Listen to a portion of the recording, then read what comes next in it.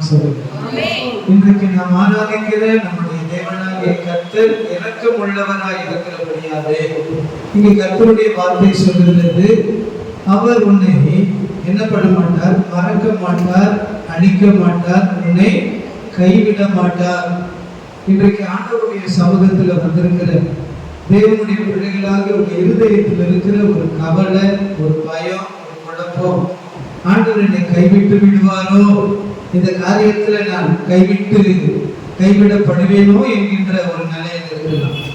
ஆனாலும் இந்த கால நேரத்துல ஆண்டவர்களோடு பேசுகிற ஒரு வார்த்தை, நான் இரக்கமுள்ள தேவனாய் இருக்கிறபடியினால இந்த ஒரு வார்த்தையை நான் முக்கியப்படுத்துறேன். ஆண்டவர் முக்கியப்படுத்த விரும்புறாரு, நான் உன்னை கைவிட மாட்டேன், உன்னுடைய பலவீனத்திலே நான் உன்னை கைவிட மாட்டேன், நீ நெருக்கப்படுகிற நேரத்திலே நான் உன்னை கைவிட மாட்டேன், நீ சோதனைகளை சந்திக்கிற நேரத்திலே நான் உன்னை கைவிட மாட்டேன், நீ குறைவுபடுகிற நேரத்திலே நான் உன்னை கைவிட மாட்டேன், நீ போராட்டங்களை சந்திக்கிற நேரத்திலே நான் உன்னை கைவிட மாட்டேன். ஆக உன் தேவனாகிய கர்த்தர் நான் இரக்கம் உள்ளவராய் இருக்கிறபடியால் நான் உன்னை கைவிட மாட்டேன். எத்தனை பேருக்கு சந்தோஷம்? அல்லேலூயா. கைவிடுவது மாத்திரம் அல்ல, கைவிடாமல் இருக்கிறது மாத்திரம் அல்ல, அடுத்து ஆண்டவர் சொல்லுகிறார், நான் உன்னை அழிக்க மாட்டேன், அதோடு கூட நான் உன்னை மறக்கவும் மாட்டேன், பண்ணின உடன்படிக்கையை மறக்கவும் மாட்டேன். 3 ஆறுதலான பலப்படுத்துகிற வார்த்தைகளை ஆண்டவர் சொல்லுகிறதை நாம் பார்க்கிறோம். ஆண்டவர் கைவிடாமல் இருப்பதற்கு 30ஆம் வசனத்தினுடைய பின்பகுதியிலே நாம் வாசித்த ஒரு வார்த்தை எழுதப்பட்டிருக்கு. அது என்னன்னா, உன் தேவனாகிய கர்த்தரிடத்தில் திரும்பி அவர் சத்தத்திற்கு கீழ்ப்படிவாயானால் நான் உன்னை கைவிட மாட்டேன். இதுதான் ரொம்ப முக்கியமான ஒரு காரியம். இன்றைக்கு ஆண்டவருடைய ஆலயத்துல வந்திருக்கிற தேவனுடைய பிள்ளைகளாகிய நீங்களும் நானும் அறிந்து கொள்ள வேண்டிய ஒரு சத்தியம், கவனிக்க வேண்டிய ஒரு சத்தியம், ஆண்டவர் எதிர்பார்க்கிற ஒரு காரியம், கர்த்தரிடத்திற்கு திரும்பி என்ன பண்ணணுமா, அவருடைய சத்தத்திற்கு கீழ்ப்படிய வேண்டும். இந்த வார்த்தையை மாத்திரம் சொல்லுங்க, முடிஞ்ச பக்கத்துல இருக்கிறவங்களை பார்த்து, தேவனுடைய சத்தத்திற்கு கீழ்ப்படியும் பொழுது தேவன் உங்களை கைவிடுவார். சொல்லிட்டீங்களா? முடிஞ்சா இன்னொரு தடவை சொல்லுங்க, தேவனுடைய சத்தத்திற்கு கீழ்ப்படிந்தால் தேவன் உங்களை கைவிட மாட்டார். எந்த சூழ்நிலையில கைவிட மாட்டார். நீங்க தேவனிடத்தில் எதிர்பார்க்கிற காரியம், தேவனை கைவிடக்கூடாது. தேவன் உங்களிடத்தில் எதிர்பார்க்கிற காரியம், நீங்கள் என் சத்தத்திற்கு கீழ்ப்படியும். இந்த வார்த்தையை சொல்லுங்க, நம்ம பக்கத்துல இருக்கிற பார்த்து, ஆண்டவர் உங்களிடத்தில் எதிர்பார்க்கிற காரியம் சொல்லுங்க, பக்கத்துல பார்த்து சொல்லுங்க, தேவன் உங்களிடத்தில் எதிர்பார்க்கிற காரியம் தேவனுடைய சத்தத்திற்கு கீழ்ப்படியணும். அல்லேலூயா. நீங்க பக்கத்துல ஒரு பார்த்து சொல்லுங்க, நான் ஆண்டவரிடத்தில் எதிர்பார்க்கிற காரியம் சிஸ்டர், ஆண்டவர் என்னை கைவிடக்கூடாது. எத்தனை பேருக்கு நடந்துச்சு? ஆண்டவர் என்னை கைவிடக்கூடாது, ஆண்டவர் என் பிள்ளைகளை கைவிடக்கூடாது, நான் கஷ்டப்படுகிற நேரத்தில் ஆண்டவர் என்னை கைவிடக்கூடாது. இன்னைக்கு ஆண்டவருடைய ஆலயத்துல வந்திருக்கிற உங்களை குறித்து ஆண்டவருடைய ஒரு விருப்பத்தை தீர்க்க தரிசனமா சொல்றேன். ஆண்டவருடைய விருப்பம் உங்களை கைவிடாமல் இருக்க வேண்டும் என்பது. நான் உன்னை எந்த சூழ்நிலையில என்ன பண்ண மாட்டேன், கைவிட மாட்டேன். ஆனா தேவன் எதிர்பார்க்கிற காரியம், என் மகனே, என் மகளே, நீ என்ன பண்ணணும், என்னுடைய சத்தத்திற்கு கீழ்ப்படியணும், என்னுடைய வார்த்தைக்கு கீழ்ப்படியணும், நான் சொல்லுகிற வசனத்திற்கு கீழ்ப்படியணும். கீழ்ப்படிதல் என்பது ரொம்ப ரொம்ப முக்கியமான காரியம், ரொம்ப ரொம்ப தேவன் எதிர்பார்க்கிற ஒரு காரியம். எத்தனை பேர் இந்த வார்த்தைக்கு ஆமென் சொல்லுங்க? வேதத்தில் அநேக காரியம் இருக்கு. ஐயா அவங்க இந்த கீழ்ப்படிதலை குறித்து நிறைய காரியங்கள் கட்டாயம் பேசி இருப்பாங்க. ஆனாலும் இந்த செய்தியை தியானிக்கிறதுனால வேதத்தின் அடிப்படை கீழ்ப்படிதலை குறித்து சில வார்த்தைகள் நான் சொல்ல விரும்புகிறேன். 1 சாமுவேல் 15ஆம் அதிகாரம் 22ஆம் வசனத்தை வாசிக்கும் பொழுது கர்த்தருடைய வார்த்தை சொல்லுகிறது, பலியிடுவதை பார்க்கிலும் கீழ்ப்படிதல் உத்தமம். இந்த வசனத்தை படிக்கும் பொழுது ஆண்டவர் உணர்த்தின ஒரு காரியம் என்னன்னு கேட்டீங்கன்னா, கீழ்ப்படிகிறது ரொம்ப ரொம்ப முக்கியம் அப்படின்னு ஆண்டவர் சொல்றார். உத்தமம் என்றால் என்ன அர்த்தம்? ரொம்ப முக்கியம். எது முக்கியம்? கீழ்ப்படிகிறது ரொம்ப ரொம்ப முக்கியம். இன்னைக்கு சமுதாயத்தில் இருக்கிற ஒரு பெரிய பிரச்சனை, தேசத்தில் இருக்கிற ஒரு பெரிய பிரச்சனை, குடும்பத்தில் இருக்கிற ஒரு பெரிய எல்லாவற்றுக்கும் மேலாக தேவனுடைய சபையில் ஆலயத்தில் இருக்கிற ஒரு பெரிய பிரச்சனை வேதனை என்னன்னு கேட்டீங்கன்னா, ஜனங்கள் கீழ்ப்படுகிறது இல்லை. அநேக ஊழியர்களுடைய கவலையே சபையார் என்ன பண்றது இல்லை, கீழ்ப்படுகிறது இல்லை. பெற்றோர்களுடைய கவலை என்ன, பிள்ளைகள் சொல்லுங்களேன் கீழ்ப்படுகிறது இல்லை. ஒரு ஆசிரியர்களுடைய கவலை என்ன, மாணவர்கள் என்ன பண்றது இல்லை, கீழ்ப்படுகிறதே இல்லை. இப்படி அநேகருடைய கவலை கீழ்ப்படுகிறது இல்லை. ஆனா கீழ்ப்படுகிறது உத்தமம், முக்கியம் என்று ஆண்டவர் சொல்லுகிறத நம்ம பார்க்கிறோம். யாத்திராகமம் 24ஆம் அதிகாரம் 7ஆம் வசனத்துல படிக்கிறோம். கர்த்தருடைய வார்த்தை சொல்லுகிறது, கர்த்தர் சொன்னபடியெல்லாம் கீழ்ப்படிந்து நடப்போ. கர்த்தருடைய வார்த்தை சொல்லுகிறது, கர்த்தர் சொன்னபடியெல்லாம் கீழ்ப்படிந்து அடுத்து என்ன பண்ணணுமா, நடக்கணும். எல்லாரும் கவனி. கீழ்ப்படுகிறதுக்கு அடையாளம் என்ன, கீழ்ப்படிந்து அதன்படி நடக்கணும். இன்றைக்கு ஆண்டவருடைய ஆலயத்தில் வந்திருக்கிற நீங்க உங்களை நீங்களே நிதானித்து பாருங்க. ஆண்டவருடைய சத்தத்திற்கு வசனத்திற்கு கீழ்ப்படிந்து அதன்படி நடக்கிறோமா? யாக்கோபு எழுதுறாரு 1வது நிருபத்துல, படிக்க வேண்டாம், திருவசனத்தை கேட்கிறவர்களாய் மாத்திரம் அல்ல, அதன்படி செய்கிறவர்களாயும் இருங்கள். இன்றைக்கு அநேக செய்யக்கூடிய காரியம் வசனத்தை கேட்டுக்கிட்டு, நிறைய வசனத்தை கேட்கணும், நிறைய பிரசங்கத்தை கேட்கணும். வசனத்துக்கு பஞ்சமே கிடையாது. ஐயா அங்க கூட சொன்னாங்க, டிவியில பிரசங்கம் இப்படி மற்ற இடங்கள் நிறைய பிரசங்கங்கள் கேட்கலாம், ஸ்தோத்திரம். ஆனா ஒரு கேள்வி, கேட்கிற பிரசங்கத்தின்படி கேட்கிற வசனத்தின்படி நாம் நடக்கிறோமா? இன்னைக்கு தேவன் எதிர்பார்க்கிற காரியம். இங்க ஆண்டவருடைய வார்த்தை சொல்லுகிறது, கர்த்தர் சொன்னபடியெல்லாம் கீழ்ப்படிந்து அடுத்து என்ன பண்ணணும், நடக்கணும். யோசுவாவின் புத்தகம் 24ஆம் அதிகாரம் 24ஆம் வசனத்துல ஜனங்க என்ன சொல்றாங்க தெரியுங்களா? ஜனங்கள் அவர் சத்தத்திற்கு கீழ்ப்படிவோம் என்றார்கள். அங்க கர்த்தருடைய ஊழியக்காரன் சொல்றார்,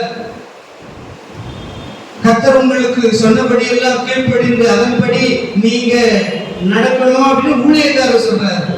ஆனா இங்க ஜனங்க என்ன சொல்றாங்கன்னா, கர்த்தர் சத்தத்திற்கு கீழ்ப்படிவோம் என்றார்கள். அப்படின்னா என்ன அர்த்தம்? ஜனங்க என்ன விரும்புறாங்க? கர்த்தருடைய சத்தத்துக்கு வார்த்தைக்கு கீழ்ப்படிந்து அதன்படி நாங்க நடக்க போறோம். எத்தனை பேர் சொல்ல போறீங்க? அல்லேலூயா. கர்த்தருடைய வசனத்துக்கு சத்தத்துக்கு கீழ்ப்படிந்து அதன்படி நாங்க நடக்க போகிறோம். சரி, கீழ்ப்படியணும்னா நம்முடைய வாழ்க்கையில என்ன நடக்கணும்? யோசனை பண்ணி பாருங்க. நம்ம கீழ்ப்படியணும், வசனத்துக்கு கீழ்ப்படியணும், வசனத்துக்கு கீழ்ப்படிந்து அதன்படி நடக்கணும். வாழ வேண்டுமானால் என்ன நடக்கணும்? நாம் எதை ஏற்றுக்கொள்ளணும் அப்படி யோசிக்கும் பொழுது ஆண்டவர் வசனத்தை எனக்கு காண்பிச்சார். எபிரேயர் 5ஆம் அதிகாரம், எல்லாருக்கும் தெரிந்த ஒரு வசனம் தான். 8ஆம் வசனத்தை வாசிக்கும் பொழுது இயேசுவை குறித்து எழுதப்பட்ட ஒரு வார்த்தை வாசிக்க பார்க்கலாம். 5:8 எபிரேயர் எடுத்து வாசிக்க. இயேசு குமாரனாய் இருந்தும் அவர் பட்ட பாடுகளினாலே கீழ்ப்படிதலை கற்றுக்கொண்டார். எத்தனை பேருக்கு வசனம் புரிஞ்சிச்சு? எல்லாரும் பாருங்க, எத்தனை பேருக்கு புரிஞ்சிச்சு? இயேசு கிறிஸ்து பிதாவுக்கு குமாரனாய் இருந்தும், இயேசு கிறிஸ்து மேன்மையான ஒரு நிலையில் இருந்தும், இயேசு கிறிஸ்து உயர்ந்த ஒரு நிலையில் இருந்தும், குமாரனாய் இருந்தும் என்றால் என்ன அர்த்தம்? நல்ல ஒரு மேன்மையான நிலையில் இருந்தும், ஒரு உயர்ந்த நிலைமையில் இருந்தும், ஒரு பிதாவாகிய தேவனுடைய எல்லா விதமான ஆசீர்வாதத்திற்கும் சொந்தக்காரராக இருந்தும், உரிமை உள்ளவராக இருந்தும், எல்லா ஆசீர்வாதத்தை அனுபவிக்கக்கூடிய ஒரு நிலையில் இருந்தும், மேன்மையான ஒரு நிலையில் இருந்தும் வசனம் சொல்லுகிறது, பட்ட பாடுகளினாலே இயேசு கிறிஸ்து கீழ்ப்படிதலை கற்றுக்கொண்டார். எத்தனை பேருக்கு புரியும்? கீழ்ப்படிதல் என்ன பண்ணாரா? சொல்லுங்களேன், என்ன பண்ணாரா? கற்றுக்கொண்டார். ஒரு தேவ பிள்ளை தேவனுக்கு கீழ்ப்படியணும், தேவனுடைய வசனத்துக்கு கீழ்ப்படியணும். வசனத்துக்கு கீழ்ப்படிந்து அதன்படி நடக்க வேண்டுமானால் அந்த தேவ பிள்ளை அந்த கீழ்ப்படிதலை கற்றுக்கொள்ள வேண்டும் என்று ஆண்டவருடைய வார்த்தை சொல்லுகிறது. எத்தனை பேர் ஒத்துக்கிறீங்க? கீழ்ப்படிதல் என்ன பண்ணணும்? கற்றுக்கொள்ளணும். கற்றுக்கொள்ளுகிறவர்கள் தான் கீழ்ப்படிய முடியும். எல்லாரும் ஒத்துக்கிறீங்கன்னு நினைக்கிறேன். ஒரு பாடத்தை கற்றுக்கொள்ளுகிறவர்கள் தான் அந்த பாடத்தை மற்றவர்களுக்கு ஒரு காரியத்தை கற்றுக்கொண்டாதான் அதை என்ன பண்ண முடியும், செய்ய முடியும். அது மாதிரி ஒரு தேவ பிள்ளை தேவனுடைய வசனத்துக்கு கீழ்ப்படிந்து அதன்படி வாழ வேண்டுமானால் முதலாவது அந்த கீழ்ப்படிதலை அவர்கள் கற்றுக்கொள்ள வேண்டும். கற்றுக்கொள்ள வேண்டுமானால் கற்றுக்கொள்வதற்கு தேவன் பயன்படுத்துகிற ஆயுதம் என்னன்னு கேட்டீங்கன்னா பாடுகள். எல்லாரும் சொல்லுங்க என்ன. ஒரு சிலர் சிரிப்பு வந்து அந்த சிரிப்பு துக்கத்தோடு வர மாதிரி தெரியும். உங்களுக்கு தான் சொல்றேன், பாடுகள் மூலமா எதை கற்றுக்கணுமா? பாடுகள் மூலமா கஷ்டத்தை கற்றுக்கலாம், பாடுகள் மூலமா வேதனையை கற்றுக்கலாம், பாடுகள் மூலமா அழுகையை கற்றுக்கலாம், பாடுகள் மூலமா உபத்திரவத்தை தெரிஞ்சுக்கலாம், பாடுகள் மூலமாக சோதனையை கற்றுக்கொள்ளலாம், தெரிஞ்சுக்கலாம். ஆனா இங்க ஆண்டவருடைய வார்த்தை சொல்லுகிறது இயேசு கிறிஸ்துவை குறித்து, அவர் பட்ட பாடுகளினாலே கீழ்ப்படிதலை கற்றுக்கொண்டார். அப்ப பாடுகள் தேவன் அனுமதிக்கக்கூடிய அந்த பாடுகள் உங்களுக்கு கீழ்ப்படிதலை கற்றுக் கொடுக்கிறது. எல்லாரும் ஒரு ஆமென் சொல்லுங்க. அல்லேலூயா. அந்த பாடுகளை குறித்து கவலைப்படாதீங்க. ஆண்டவர் அனுமதிக்கக்கூடிய பாடுகளை குறித்து உபத்திரவப்படாதீங்க, பயப்படாதீங்க, சோர்ந்து போகாதீங்க.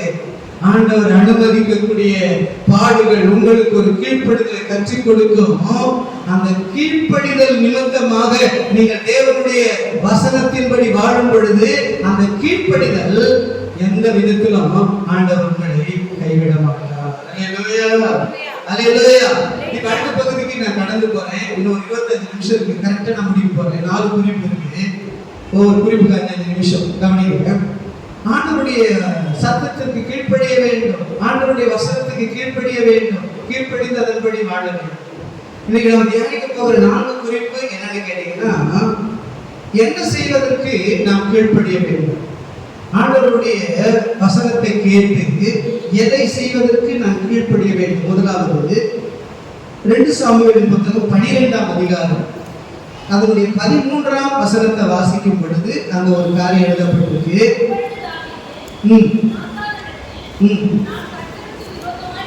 கர்த்தருக்கு விரோதமாய் பாவம் செய்தேன்.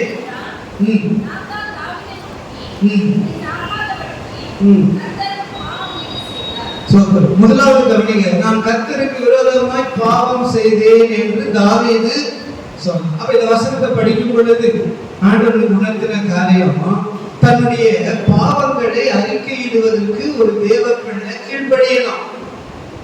நாத்தான் தீர்க்கதரிசி ஊழியக்காரன் வந்து ராஜாவாகிய தாவீதை பார்த்து, நீ ஒரு பாவம் செய்திருக்கிறாய் என்று ஒரு சம்பவத்தின் மூலமாக என்ன பண்றாரு சொல்றார். இப்ப தாவீதுக்கு தெரிஞ்சிருச்சு. என்ன தெரிஞ்சிருச்சு?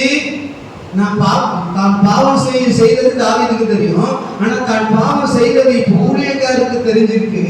ஊழியக்காருக்கு தெரிஞ்சது மாத்திரமல்ல, ஆண்டவருக்கு தெரிஞ்சிருக்கு என்ற ஒரு காரியத்தை தாவீது இப்பொழுது உணர்கிறார். உணர்ந்துட்டு அடுத்தது அவர் என்ன பண்றாருன்னா, தன்னுடைய பாவத்தை அறிக்கையிடுறாரு. நான் கர்த்தருக்கு விரோதமாக பாவம் செய்தேன் என்கின்ற காரியத்தை அறிக்கையிடுறார். அல்லேலூயா.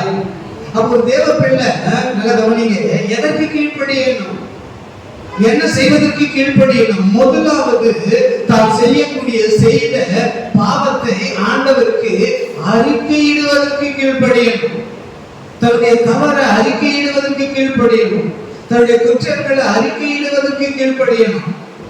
தான் செய்த பாவம், தவறுகள், குற்றங்கள் ஒன்று தேவனுக்கு விரோதமா இருக்கலாம், சில நேரங்களில் மனிதர்களுக்கு விரோதமா இருக்கலாம், சில நேரங்களில் வீட்டில் இருக்கிற நபர்களுக்கு விரோதமாக ஒரு தவறு செஞ்சிருக்கலாம், சில நேரங்கள்ல ஊழியருக்கு விரோதமா சில தவறு செஞ்சிருக்கலாம், சில நேரங்கள்ல மற்ற தேவ பிள்ளைகளுக்கு விரோதமா ஒரு தவறு பண்ணி இருக்கலாம், சில நேரங்கள்ல வேலை ஸ்தலத்துல ஒரு தவறு செஞ்சிருக்கலாம். இப்படி இந்த சமுதாயத்தில் வாழ்ந்து கொண்டிருக்கிற தேவனுடைய பிள்ளைகளாகிய நாம் ஏதோ ஒரு சூழ்நிலையில, ஏதோ ஒரு காலகட்டத்துல மற்ற ஜனங்களுக்கு விரோதமாகவும் மற்ற நபர்களுக்கு விரோதமாகவும் அவர்கள் காயப்படும்படி, வேதனைப்படும்படி, துக்கப்படும்படி ஏதோ ஒரு தவறு, குற்றம், பாவம் நாம் செய்யும் பொழுது, அந்த பாவத்தை தேவன் நமக்கு சுட்டி காட்டும் பொழுது, உணர்த்தும் பொழுது, அதை வெளிப்படுத்தும் பொழுது, நல்லா தெரிஞ்சுங்க, ஒன்று தேவனுக்கு விரோதமாய் செய்யக்கூடிய பாவங்கள் இருக்கு, இரண்டாவது மனிதர்களை காயப்படுத்தும்படி மனிதர்களுக்கு விரோதமாய் செய்யக்கூடிய தவறுகள், பாவங்கள் இருக்கு. ஆக எந்த பாவத்தை நாம் செய்திருந்தாலும் நாம் செய்த பாவத்தை ஆண்டவர் தன்னுடைய வசனத்தின் மூலமாக ஊழியர்கள் மூலமாக நமக்கு வெளிப்படுத்தும் பொழுது, சுட்டிக்காட்டும் பொழுது, உணர்த்தும் பொழுது அந்த பாவத்தை ஒத்துக்கொண்டு அந்த பாவத்தை அறிக்கையிடுவதற்கு முதலாவது கீழ்ப்படிய வேண்டும். எத்தனை பேர் ஒத்துக்கிறீங்க? நாமே சொல்ல வேண்டாம். எத்தனை பேர் ஒத்துக்கிறீங்க? அறிக்கையிடுறது கீழ்ப்படியும். அறிக்கையிடுங்களா? உங்க தவறுகளை அறிக்கையிடுவதற்கு நீங்க கீழ்ப்படுகிறீர்கள். அநேகருடைய ஒரு பரிதாபமான நிலைமை, என் பாவத்தை அறிக்கையிடுறேன். எப்பொழுது, எங்கே, யாருக்கும் தெரியாம ஆண்டவர் கிட்ட மாத்திரம் நான் என்ன பண்றேன்? அறிக்கையிடுவேன். மனிதனுக்கு விரோதமா செஞ்ச பாவத்தை, ஒரு மனிதனை காயப்படுத்தும்படி, வேதனைப்படுத்தும்படி ஒரு காரியத்தை செஞ்சுட்டோம். ஒரு வார்த்தையினால காயப்படுத்திட்டு அது ஒரு பாவம், செய்தியினால காயப்படுத்திட்டு அது ஒரு பாவம், கிரியினால காயப்படுத்திட்டு அது ஒரு பாவம். இப்படி மனிதர்களுக்கு விரோதமாக செய்த பாவங்கள் அவர்களுடைய இருதயத்துல காயத்தை, வேதனையை, துக்கத்தை ஏற்படுத்திடுச்சு. இந்த பாவத்தை ஆண்டவரிடத்துல மாத்திரம் அறிக்கையிட்டா போதுமா? ஒரு சம்பவத்துல ஆண்டவர் சொல்ற, அந்த சம்பவம் எடுக்க நேரம் இல்லை. நீ காணிக்கை செலுத்த வரும் பொழுது உன்னிடத்தில் என்ன இருந்தா, வேறொரு நபரோடு உனக்கு ஒரு குறை இருந்தா, ஒரு கசப்பு இருந்தா, நீ காணிக்கை போட்டுட்டு போய் சமாதானமாக அப்படியே சொல்ற. என்ன சொல்றாரு? சொல்லுங்க, சீக்கிரம் சொல்லுங்க, நேரம் போயிட்டு இருக்கு. காணிக்கை என்ன பண்ண சொல்றாரு? அந்த காணிக்கை என்ன பண்ண சொல்ற? அங்கேயே வச்சுட்டு நீ போயிட்டு அந்த நபரோடு சமாதானமாயிட்டு ஒப்புரவாயிட்டு அப்படின்னா என்ன அர்த்தம்? சமாதானமாயிச்சு வா, ஒப்புரவாயிச்சு வான்னா என்ன அர்த்தம்?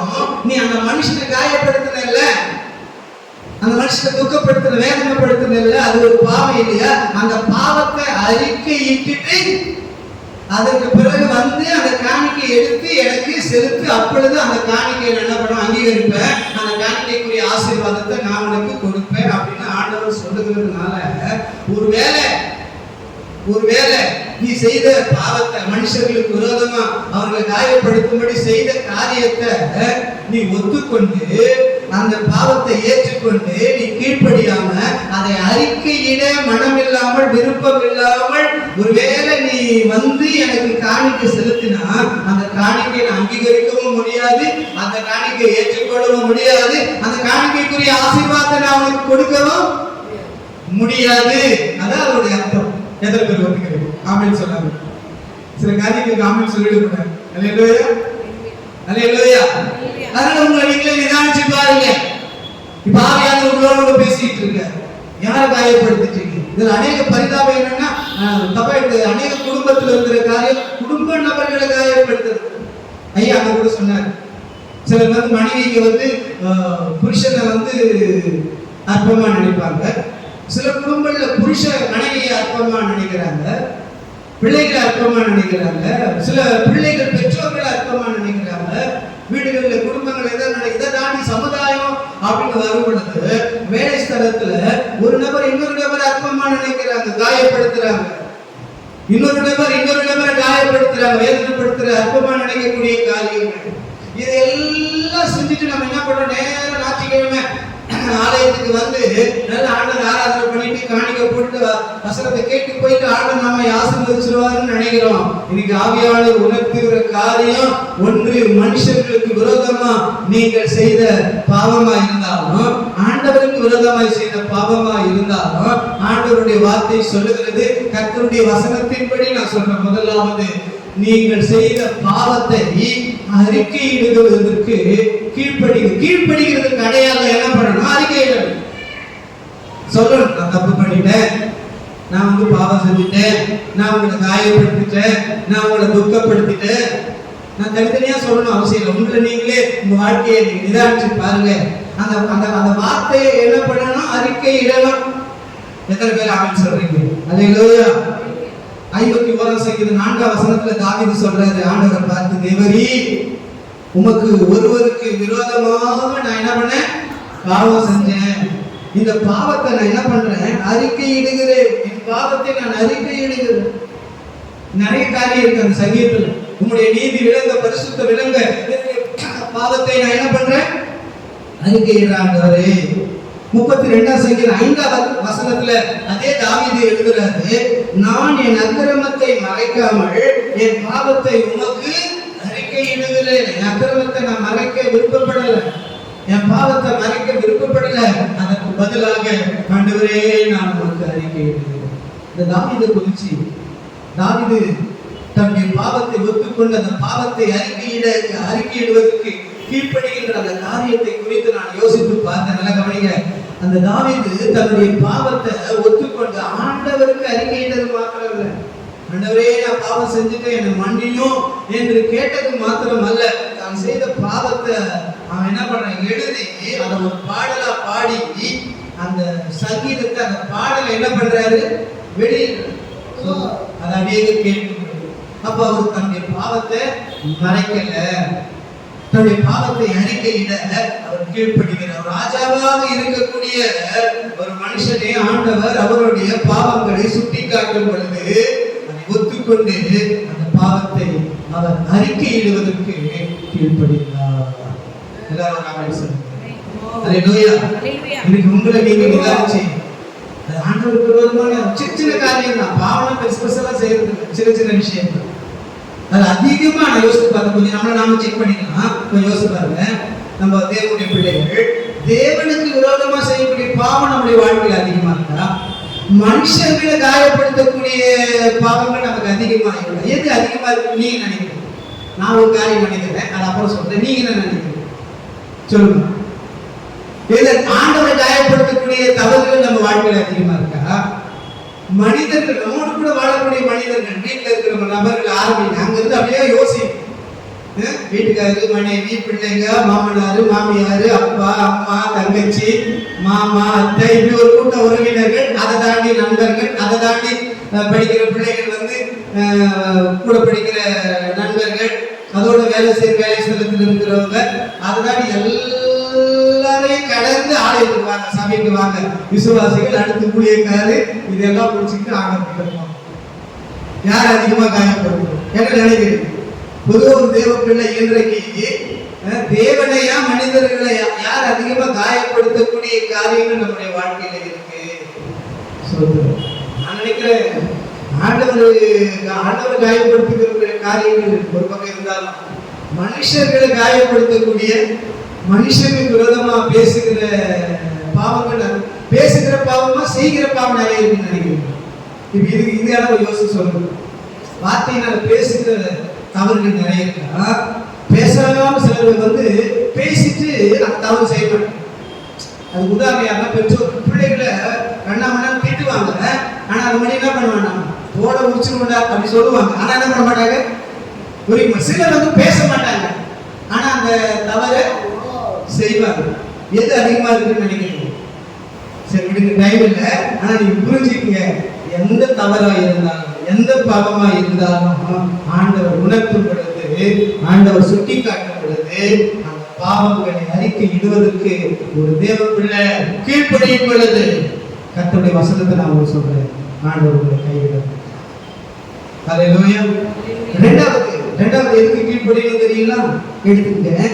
ஆதியாகமம் 22ஆம் அதிகாரம், 22ஆம் அதிகாரம், அதனுடைய 2ஆம் வசனம் 3ஆம் வசனம் வாசிக்க கேட்போம். 2, 3 வசனம். சத்தமா படிக்குமா? மைக்க படிக்க முடியாதா? அப்பொழுது அவர் உன் புத்திரனும் ஏகசுதனும் படிச்சுட்டே வாங்க, உன் நேசகுமாரனாகிய ஈசாக்கை நீ இப்பொழுது அழைத்துக் கொண்டு மோரியா தேசத்துக்கு போய் அங்கே நான் உனக்கு குறிக்கும் மலைகள் ஒன்றின் மேல் அவனை தகன பலியாக பலியிடு என்றார். அடுத்து ஆபிரகாம் அதிகாலையில் எழுந்து முதல்ல படிச்ச வசனம் 2ஆம் வசனத்துல ஆண்டவர் சொல்றாரு, உன்னுடைய மகனை நீ என்ன பண்ணணும், பலி செலுத்தணும், பலியிடு அப்படின்னு ஆண்டவர் சொல்றாரு. 3ஆம் வசனத்தினுடைய முதல் பகுதியில கர்த்தருடைய வார்த்தை எழுதப்பட்டிருக்கு. ஆபிரகாம் எப்ப எழுதானா சொல்லுங்க, பேசுங்க, எப்ப எழுதா? அதிகாலையில் எழுதுட்டான். ஒரு தேவ பிள்ளை அதிகாலையில் எழுந்து ஒரு காரியத்தை செய்யறாங்கன்னா அந்த காரியத்தின் மேல வாஞ்சியா இருக்கிறாங்கன்னு அர்த்தம். எத்தனை பேர் அதுக்கு ஆமென் சொல்றீங்க? அதிகாலையில் எழுந்துட்டான். எதுக்கு அதிகாலையில் எழுந்திருக்காரு? இப்போ சொல்லுங்களேன். பலி செலுத்தத்துக்கு எழுந்திருக்காரு. யார? தன்னுடைய மகனே. சொல்லுங்க. இந்த வசனத்தை நீங்க எப்படி படிச்சிருக்கீங்க ஐயா போதிச்சிருப்பாங்க. ரெண்டாவது குறிப்பிட சொல்றேன், ஒரு தேவ பிள்ளை தேவனுக்கு கீழ்ப்படிந்து ரெண்டாவது என்ன செய்யணும்னா பலி செலுத்த வேண்டும். பலி செலுத்துவதற்கு கீழ்ப்படியணும். பலி செலுத்த ஆபிரகாம் பலி செலுத்துவதற்கு கீழ்ப்படிந்தான். அதுவும் எதை பலி செலுத்த, ஒரு பொருள் அல்ல, தன்னுடைய மகனை பலி செலுத்துவதற்கு அதிகாலையில் எழுந்தார். நான் திரும்ப சொல்றேன், அதிகாலையில் எழுப்பி ஒரு மனுஷன் ஒரு காரியத்தை செய்ய முற்படுகிறார் என்றால் அந்த காரியத்தின் மேல வாஞ்சியா இருக்கிறார். படிக்கிற பிள்ளைங்க எப்ப அதிகாலையில் எழுப்புவாங்க தெரியுமா? படிக்கிற பிள்ளை அதிகாலையில் எப்ப எழுப்புவாங்க? என்னமா எக்ஸாம் டைம்லயே அதிகாலையில் எழுப்புற பிள்ளைகளுக்காக கத்தன்னு சொல்லுவாங்க. நான் படிக்கிற காலத்தை யோசிச்சுட்டு நான் பேசுறேன். நான் படிக்கிற காலத்துல அதிகாலையில எழுப்புறேன்னா அது டூருக்கு போற நாளா தான் இருக்கும். நான் சொல்றது 35 வருஷத்துக்கு முன்னாடி, 35-38 வருஷத்துக்கு முன்பாக நான் படிச்ச காலத்துல அதிகாலையில எழுப்புன ஞாபகம் எனக்கு கிடையாது. நீங்க சொல்ற மாதிரி எக்ஸாம்லாம் அதிகாலையில எழுந்த ஞாபகம் எனக்கு கிடையாது. இன்னைக்கு படிக்கிற பிள்ளைங்க அதிகாலையில் சிலர் எழுப்புறாங்க, சோத்திரம். ஆனா இன்றைக்கு கூட நான் நினைக்கிறேன், எக்ஸாம் அன்னைக்கு கூட அதிகாலையில் எழுப்பாம இருக்கிறவங்களும் இருக்குதான் செய்யறாங்க. காரணம் என்ன? அந்த எக்ஸாம் மேல அவங்களுக்கு வாஞ்ச இல்லை, அது தானே இல்லை, சோத்திரம் இல்லைங்களா? ஆனா அந்த காலத்துல அதிகாலையில் நாங்க எழுப்புறோம்னா ஆண்டவருக்கு சோத்திரம். அன்னைக்கு டூர் போறாரு, அன்னைக்கு மாத்திரம் எங்க அப்பா அம்மா எழுப்பு தேவையில்லை, நாங்க அவங்கள எழுப்பு. மற்ற நாட்கள் எல்லாம் அவங்க எங்களை எழுப்புவாங்க, அது ஒரு நாள் மாத்திரம் நாங்க அவங்களை எழுப்புவோம். ஏன்னா அந்த போகக்கூடிய காரியத்துல ஒரு வாஞ்ச, ஒரு விருப்பம், ஒரு தாகம், சோத்திரம். ஒரு நன்மையை பெற்றுக் கொள்வதற்கு ஒரு மனிதன் அதிகாலையில் எழும்பலாம். ஒரு ஆசீர்வாதத்தை பெற்றுக்கொள்ள ஒரு மனிதன் அதிகாலையில் எழும்பலாம். ஒரு உயர்வு கிடைக்க போகிறது, ஒரு மேன்மை கிடைக்க போகிறது, ஒரு அதிகாரம் கிடைக்க போகிறது, ஒரு மகிழ்ச்சியான ஒரு செய்தியை பெற்றுக்கொள்ள போகிறோம், ஒரு மகிழ்ச்சியான ஒரு காரியத்திற்குள்ள கடந்து போக போகிறோம் என்கின்ற ஒரு நிலைமை, ஒரு சூழ்நிலை இருந்தால் ஒரு மனுஷன் அதிகாலையில் எழும்ப முடியும். ஆனால் தான் பெற்றெடுத்த ஒரே குமாரனாகி ஈசாக்கை பலி செலுத்த அதிகாலையில் ஆபிரகாம் எழுந்தானே. காரணம் என்ன? அல்லேலூயா. ஆண்டவர் மேல் வைத்திருந்த வாஞ்சை, ஆண்டவர் மேல் வைத்திருந்த அன்பு, அதோடு கூட ஆண்டவருடைய வார்த்தைக்கு, வசனத்துக்கு, சட்டத்துக்கு ஆபிரகாம் கீழ்ப்படிந்தார். கையை தட்டி கர்த்தரை மகிமைப்படுத்துங்கள். ஆண்டவருடைய ஆலயத்தில் வந்திருக்கிற தேவனுடைய பிள்ளையே, உன்னுடைய நிலைமை என்ன? ஒரு நன்மையை பெற்றுக் கொள்வதற்கு அதிகாலையில் எழுதுவது கிடையாது, ஒரு ஆசீர்வாதத்தை பெற்றுக் கொள்வதற்கு அதிகாலையில் எழுதுவது கிடையாது, ஆண்டவருடைய கிருபையை பெற்றுக் கொள்வதற்கு அதிகாலையில் எழுதுவது கிடையாது, முதலாவது எழுதுவது கிடையாது.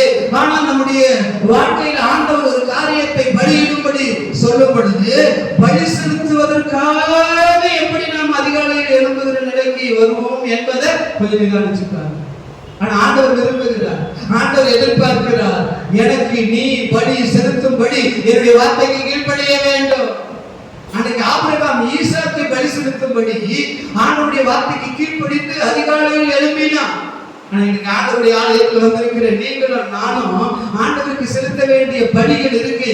அந்த பலிகளை செலுத்துவதற்கு ஆண்டவருடைய சத்தத்துக்கு கீழ்ப்படிந்து அதிகாலையில் எழும்புவது எதை குறிக்குதுன்னா ஆண்டவருக்கு முதல் இடத்தை கொடுக்கிறதை குறிக்கிறது, ஆண்டவர் மேல் அன்பா இருக்கிறதை குறிக்குது. அவ்வளவுதான், வேற ஒண்ணும் கிடையாது. அல்லேலூயா. பலி செலுத்த நீங்க கீழ்ப்படியணும். இந்த கடைசி காலத்துல ஒரு தேவப்பிள்ளை செலுத்த வேண்டிய பலிகள், பொதுவா ஆண்டவருக்கு செலுத்த நிறைய பலி இருக்கு. ஆனா நான் நினைக்கிற காரியம், இந்த கடைசி காலத்துல ஆண்டவருடைய ஜனங்கள் ஆண்டவருக்கு செலுத்த வேண்டிய மிக முக்கியமான 4 பலி எனக்கு ஞாபகம் வரத மாத்திரம் சொல்றேன். 1 ஸ்தோத்திர பலிகளை ஆண்டவருக்கு நாம செலுத்தணும். 2வது நம்முடைய காணிக்கைகளை பலியாக ஆண்டவருக்கு செலுத்தணும். 3வது பலி என்னன்னு கேட்டீங்கன்னா, 3வது பலி என்ன? நம்முடைய சரீரத்தை ஜீவ பலியாக ஆண்டவருக்கு ஒப்புக் கொடுக்கணும். 4வது பலி எபிரேயர் 13ஆம் அதிகாரம் 16ஆம் வசனம் சொல்லுகிறது, அன்றியும் தான தர்மம் செய்யவும் நன்மை செய்யவும் மறவாதிருங்கள், இப்படிப்பட்ட பலிகளின் மேல் தேவன் பிரியமாயிருக்கிறார். நன்மை செய்வது ஒரு பலி. எத்தனை பேருக்கு புரிஞ்சிச்சு? 4 விதமான பலிகளை இன்றைக்கு வாழ்கின்ற தேவ ஜனங்கள் ஆண்டவருக்கு செலுத்தணும். 1 என்ன பலி? சொல்லுங்க. ஸ்தோத்திர பலிகளை செலுத்தணும். இந்த ஸ்தோத்திர பலிகள் தினமும் செலுத்தணும். இந்த ஸ்தோத்திர பலிகள் அதிகாலையில் ஒரு தேவ பிள்ளை செலுத்தணும். இந்த ஸ்தோத்திர பலிகள் தேவ ஜனங்களோடு சபை மக்களோடு இணைந்து ஆண்டவருக்கு செலுத்தணும். இந்த ஸ்தோத்திர பலிகள் எப்ப செலுத்தணும்? தாவீது சொல்றாரு, கர்த்தரை நான் எக்காலத்திலும் ஸ்தோத்திரிப்பேன், எப்போதும் அவர் துதி எப்போதும் செலுத்திக்கிட்டே இருக்கணும். எந்த பலி? எந்த பலி? ஸ்தோத்திர பலி. இந்த ஸ்தோத்திர பலி எதன் மூலமா செலுத்தணும்? நாவுகள் மூலமாக, தன்னுடைய வாயின் மூலமாக. நம்முடைய நாவுகள் மூலமாக இந்த ஸ்தோத்திர பலிகளை எப்பொழுதும் செலுத்துவதற்கு ஒரு தேவ பிள்ளை கீழ்ப்படியணும். இன்னைக்கு ஆண்டவருக்கு செலுத்த வேண்டிய பலிகளை செலுத்துவதற்கு கீழ்ப்படிவதற்கு பதிலாக மற்ற காரியத்துக்கு தான் கீழ்ப்படுத்திட்டு எங்க நம்முடைய நாவால எப்போதும் ஸ்தோத்திர பலி செலுத்த முடியும்? நம்முடைய நாவினால வாயினால ஸ்தோத்திர பலிகளை செலுத்துவதற்கு முன்பாக மற்ற காரியங்களை செஞ்சுக்கிட்டு இருக்குமே. எப்பொழுதும் மற்றவங்களை திட்டிக்கிட்டே இருக்கிறோம். மற்றவங்களை திட்டும் பொழுது நம்ம பலி செலுத்த முடியுமா? எத்தனை பேருக்கு புரியுது? சில பேர் பார்த்தீங்கன்னா வீட்டில் பார்த்தீங்கன்னா எப்பொழுது திட்டிகிட்டே இருப்பாங்க, ஏதாவது குறை பேசிக்கிட்டே இருப்பாங்க. இப்படி பண்ணிக்கிட்டே இருந்தா என்ன செய்ய முடியாது? பலி செலுத்த முடியாது. ஸ்தோத்திர பலிகளை எப்பொழுது செலுத்தணும்? நல்லா கவனிச்சுக்க. காணிக்கை பலிகளை செலுத்தணும். அது எப்படி இருக்கு? கவனிங்க. சரீரத்தை பலியா ஒப்பு கொடுக்கணும், மற்றவங்களுக்கு நன்மை. இதெல்லாம் பலி. பலி இப்ப ஆண்டவர் எதிர்பார்க்கிற காரியம், இப்படிப்பட்ட பலிகளை செலுத்துவதற்கு தேவனுடைய பிள்ளைகளாகிய நீங்கள் கீழ்ப்படிந்தால் நான் உன்னை எந்த சூழ்நிலையிலும் கைவிட மாட்டேன். இன்னைக்கு பரிதாபம் என்ன தெரியுமா? நாம் செலுத்த வேண்டிய பலிகளை செலுத்துவதற்கு கீழ்ப்படியதில்லை.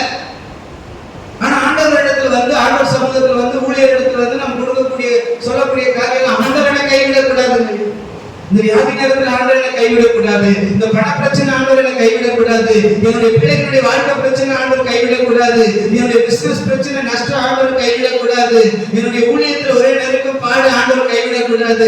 ஆண்டவர் கைவிடக்கூடாதுன்னு விருப்பப்படுகிற மற்றவர்களுக்கு சொல்றோம், அதற்கான முயற்சிகளை எடுக்கிறோம். ஆனா ஆண்டவர் எதிர்பார்க்கிற, ஆண்டவருக்கு செலுத்த வேண்டிய பலிகளை செலுத்துவதற்கு கீழ்ப்படிவதற்கு யோசிக்கிறோம், தாமதிக்கிறோம், அலட்சியமா இருக்கிறோம். அது மறந்து போயிட்டு. எதை மறந்துட்டோம்?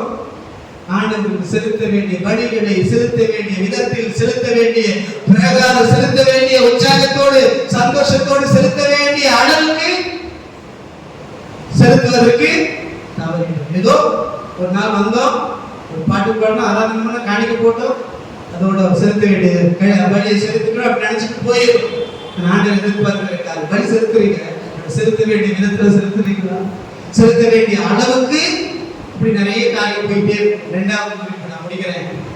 ஒரு தேவ பிள்ளை கீழ்ப்படிவதற்கு அடையாளம், கீழ்ப்படிந்து என்ன செய்யணும்? பலி செலுத்துவதற்கு கீழ்ப்படியணும். மூன்றாவதாக எபிரேயர் 11ஆம் அதிகாரம் 8ஆம் வசனம். இதோட நான் முடிக்கிறேன். 11ஆம் அதிகாரம் 8ஆம் வசனம் வாசிக்க கேட்போம். 11:8.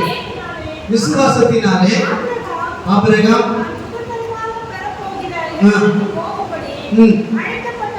அழைக்கப்பட்ட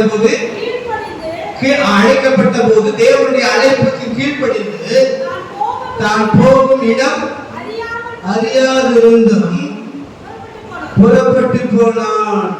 ஆண்டவர் அழைத்த அழைப்புக்கு கீழ்ப்படிந்து புறப்பட்டான்.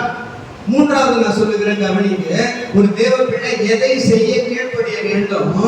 ஆண்டவர் சொல்லுகிற இடத்திற்கு கடந்து போக அல்லது புறப்படுவதற்கு கீழ்ப்படியணும். எல்லாம் இந்த வார்த்தையை சொல்லுங்க, புறப்படுவதற்கு கீழ்ப்படியணும். அல்லேலூயா. ஆண்டவர் சொல்றாரு, ஒரு கடந்து போக சொல்றாரு. நான் காண்பிக்கும் தேசத்துக்கு புறப்பட்டு போ. எந்த தேசம் தெரியாது, போக இடம் தெரியாது, போனது கிடையாது. ஆனா வசனம் சொல்லுகிறது, ஆண்டவருடைய அழைப்புக்கு கீழ்ப்படிந்து போகும் இடம் என்னதென்று தெரியாமல் அவன் புறப்பட்டு போகிறான். இன்னைக்கு தேவனுடைய பிள்ளைகளாகிய நீங்களும் நானும் ஆண்டவருடைய வசனத்திற்கு கீழ்ப்படிவதற்கு அடையாளமாக புறப்பட்டு போகணும். எதுக்கு ஏன் புறப்பட்டு போறது? ஆண்டவர் கிதியோனை பார்த்து சொல்றாரு, உனக்கு இருக்கின்ற இந்த பலத்தோடு போ, உன்னை அனுப்புகிற தேவன் நான் அல்லவா. நீ வந்து ஸ்தோத்திரம் மீதியானவருடைய அந்த எதிரிகளுடைய கரத்திற்கு என் ஜனங்களை என்ன பண்ணுவேன்? ரட்சித்துக் கொள்ளுவாய், விடுதலையாக்குவாய். ஸ்தோத்திரம். எதுக்கு புறப்பட்டு போக சொல்றாரு கிதியோனை? என்னுடைய ஜனங்கள் எதிரிகளுடைய கையில அடிமையா இருக்கிறாங்க, சிறைப்பட்டிருக்காங்க. என் ஜனங்களை விடுதலையாக்கணும், அதற்காக புறப்பட்டு போ. சீஷர்களுக்கு ஆண்டவர் கடைசியா சொன்னார், நீங்கள் உலகமெங்கும் புறப்பட்டு போய் சர்வ சிருஷ்டிக்கு சுவிசேஷத்தை என்ன பண்ணுங்க, பிரசங்கம் பண்ணி என்னுடைய வசனத்தை உபதேசம் பண்ணி அவர்களை சீஷராக்குங்க. புறப்பட்டு போங்க, என்னுடைய சுவிசேஷத்தை பிரசங்கம் பண்ணுங்க, அறிவிங்க, அதற்காக புறப்பட்டு போங்க. ரெண்டு மிக முக்கியமான நோக்கம் ஆண்டவர் நம்மை புறப்பட்டு போகும்படி சொல்லுகிற மிக முக்கியமான நோக்கம். நீங்க புறப்பட்டு போய் ஒன்று ஜனங்களை விடுதலையாக்குங்க, இரண்டாவது அவர்களை சீஷராக்குங்க. அல்லேலூயா, அல்லேலூயா. புறப்பட்டு போறதுக்கு கீழ்ப்படி ஜனங்களை விடுதலையாக்குறதுக்காக, ஜனங்களுக்கு சுவிசேஷத்தை அறிவிக்கிறதுக்காக. எந்த சுவிசேஷத்தை நீங்க அறிவிக்கணும் தெரியுங்களா? பேதுரு எழுதுறாரு, நீங்களும் உங்களை அந்தகாரத்திலிருந்து ஆச்சரியமான ஒளிக்கு வரவழைத்தவருடைய புண்ணியங்களை அறிவிக்கும்படி தெரிந்து கொள்ளப்பட்ட ராஜரீக ஆசாரிய கூட்டமா இருக்கிறீர்கள். தெரிந்து கொள்ளப்பட்ட கூட்டம், ராஜரீக ஆசாரிய கூட்டம். இந்த தெரிந்து கொள்ளப்பட்ட ராஜரீக ஆசாரிய கூட்டம் என்ன செய்யணும்னா, பேதுரு எழுதுறாரு, ஆண்டவருடைய புண்ணியங்களை அறிவிக்கணும். உங்களுக்கு ஆண்டவர் என்ன புண்ணியம் செஞ்சிருக்கார், நன்மை செஞ்சிருக்கிறார், அற்புதம் செஞ்சிருக்கிறார், அதிசயம் செஞ்சிருக்கிறார், எந்த ஆசீர்வாதத்தை ஆண்டவர் கொடுத்திருக்கிறார், அதுதான் உங்களுக்கு புண்ணியம். உங்களை பார்த்து கேட்டா நீங்க என்ன சொல்லுங்க, ஆண்டவர் உங்களுக்கு என்ன புண்ணியம் செஞ்சிருக்கிறார், பிரதர் என்ன செஞ்சிருக்கிறார் கேட்டா சொல்லுவீங்களா? சொல்ல மாட்டீங்க. ஒன்றும் செய்வீங்க அப்படி சொல்லுவீங்களா? சாட்சியில மட்டும் சொல்றீங்களா? ஆண்டவர் செஞ்ச நன்மைகளை சொல்லுவதற்கு என்ன கிடையாது, நேரம் கிடையாது, நாள் கிடையாது அப்படி சொல்றோம். அப்படி நிறைய புண்ணியத்தை செஞ்சிருக்கிறார் சொல்றோம். அதனால பேதுரு சொல்றாரு, அந்த புண்ணியங்களை அந்த வசனத்தின்படி பார்க்கும் பொழுது மிக முக்கியமான புண்ணியம் என்னன்னா, அந்த காலத்திலிருந்து ஆச்சரியமான ஒளிக்கு ஆண்டவர் கொண்டு வந்து நிறுத்தி இருக்கிறார். அதுவே பெரிய புண்ணியம். எல்லாரும் ஆமென் சொல்லுங்க. அந்த புண்ணியத்தை நீ என்ன பண்ண, மற்றவங்களுக்கு சொல்லணும். அதுக்காக தான் ஆண்டவர் தெரிந்து கொள்ளப்பட்ட கூட்டமாக, ராஜரீக ஆசாரிய கூட்டமாக ஆண்டவர் அழைத்தது மாத்திரமல்ல, அபிஷேகம் பண்ணினது மாத்திரமல்ல, அவருடைய சமூகத்துல வைத்திருக்கிறது மாத்திரமல்ல, இந்த தெரிந்து கொள்ளப்பட்ட ராஜரீக ஆசாரிய கூட்டம் ஆண்டவரிடத்துல புண்ணியங்களை நன்மைகளை பெற்றுக்கொண்ட கூட்டத்தை பார்த்து ஆண்டவர் சொல்றாரு, நீ புறப்பட்டு போ. அல்லேலூயா. தேசத்துக்கு புறப்பட்டு போ, ஜனங்களிடத்துல புறப்பட்டு போ, கிராமங்களுக்கு புறப்பட்டு போ, கட்டப்பட்ட ஜனங்களை நோக்கி நீ புறப்பட்டு போ, பலவீனத்தில் இருக்கிற ஜனங்களை நோக்கி புறப்பட்டு போ. ஏசாயா 61 முதல் வசனத்துல ஆண்டவருடைய வார்த்தையை சொல்லுகிறது, கர்த்தராகிய தேவனுடைய ஆவியானவர் என்மேல் இருக்கிறார், சிறுமைப்பட்டவர்களுக்கு சுவிசேஷம் அறிவிக்க கர்த்தர் என்னை அபிஷேகம் பண்ணினார். அப்படின்னா என்ன அர்த்தம்? சிறுமைப்பட்டவர்களிடத்துல புறப்பட்டு போ, சிறுமைப்பட்ட ஜனங்களை நோக்கி புறப்பட்டு போ, எளிமையான ஜனங்களை நோக்கி புறப்பட்டு போ. சமுதாயத்தில் யாரெல்லாம் வேதனையில, துக்கத்துல, பாடுகள்ல, உபத்திரவத்துல கட்டப்பட்ட நிலையில் இருக்கிறார்களோ அந்த ஜனங்களை நோக்கி நீ புறப்பட்டு போய் நீ என்ன செய்ய வேண்டும்? ஆண்டவர் உங்களுக்கு செய்த புண்ணியங்களை நீங்கள் சொல்ல வேண்டும், அறிவிக்க வேண்டும், தெரிவிக்க வேண்டும். எதற்காக? உங்களுக்கு செய்த அந்த புண்ணியத்தை ஆண்டவர் அவர்களுக்கு செய்யும்படி ஆண்டவர் செய்த புண்ணியங்களை நீங்கள் அவர்களுக்கு அறிவியுங்கள். அதற்காக நீங்க புறப்பட்டு போங்க என்று ஆண்டவர் சொல்லுகிறதுனால ஒரு தேவ பிள்ளை ஆண்டவருடைய சத்தத்திற்கு, வசனத்திற்கு கீழ்ப்படியதற்கு அடையாளமாக தேவன் தனக்கு செய்த புண்ணியங்களை அறிவிப்பதற்காக புறப்பட்டு போக வேண்டும். புறப்பட்டு போவதற்கு கீழ்ப்படிய வேண்டும். எத்தனை பேர் ஆமென் சொல்றீங்க? அல்லேலூயா, அல்லேலூயா. தேவனாகிய கர்த்தர் இரக்கமுள்ளவராய் இருக்கிறபடியால் அவர் உன்னை கைவிட மாட்டார், அழிக்க மாட்டார், மறக்க மாட்டார். உண்மைதான்.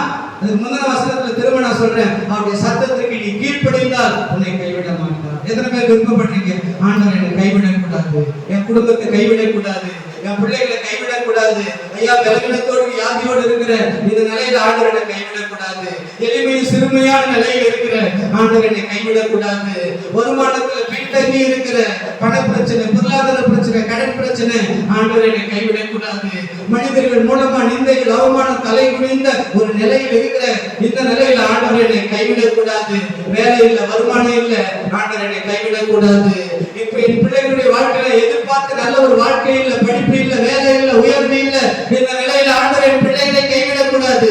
எத்தனை பேர் விரும்புறீங்க? எத்தனை பேர் நினைக்கிறீங்க? எத்தனை பேர் ஜெபிக்க பிரயாசப்படுறீங்க?